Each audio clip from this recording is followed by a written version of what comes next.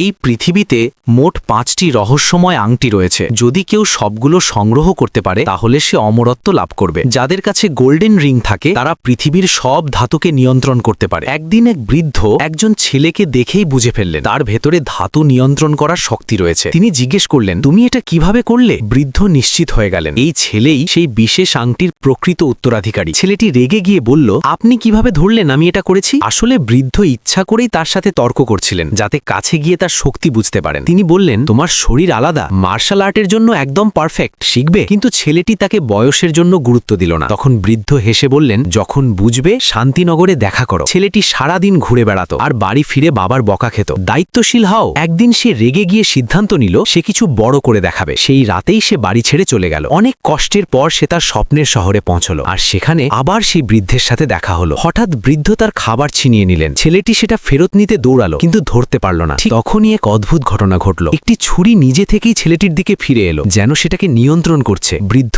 খুশি হয়ে বললেন, আমি পেয়ে গেছি, তুমিই সেই ব্যক্তি যাকে আমি খুঁজছিলাম। তিনি একটি রহস্যময় গোল্ডেন রিং বের করে তাকে দিলেন। এটাকে ভালোভাবে রক্ষা করো। আংটিটি নিজে থেকেই তার আঙুলে ফিট হয়ে গেল। ঠিক তখনই 3জন ভয়ঙ্কর নারী সেখানে এসে হাজির হলো। আংটিটা আমাদের দাও। বৃদ্ধ তাদের মোকাবিলা করলেন, কিন্তু একজন আগুন দিয়ে আক্রমণ করে তাকে আটকে দিল এবং ছেলেটিকে মাটিতে ফেলে দিল। দ্বিতীয় নারী আংটি ছিনিয়ে নিতে এগিয়ে এলো আর তৃতীয় নারী পিছন থেকে আক্রমণ করল, দুজনকেই শেষ করার উদ্দেশ্যে। ঠিক তখনই বৃদ্ধ চিৎকার করে বললেন, আংটিটা গিলে ফেলো। ছেলেটির সঙ্গে সঙ্গে তা করল। হঠাৎ তার পেছনে একটি সবুজ পোর্টাল খুলে গেল আর সে সেখান থেকে অদৃশ্য হয়ে গেল। চোখ খুলে সে নিজেকে এক অচেনা জায়গায় দেখতে পেল, একজন মহিলার ঘর, যিনি অজান্তেই তার প্রাণ বাঁচিয়েছিলেন। ধীরে ধীরে তারা বন্ধু হয়ে উঠল। সময় কেটে গেল আর ছেলেটির তার বাবার কথা মনে পড়তে লাগলো। তখন সেই মহিলা তাকে একটি বিশেষ কৌশল শেখালেন, যেখানে যেতে চাও সেটা কল্পনা করো আর তুমি সেখানেই পৌঁছে যাবে। সে চেষ্টা করল এবং সত্যি হাজার হাজার কিলোমিটার দূরে নিজের বাড়িতে পৌঁছে গেল। কিন্তু বাড়ি পৌঁছেই সে হতবাক। এক শত্রু আগে থেকেই সেখানে ছিল এবং তার পরিবারকে জিম্মি করে রেখেছিল।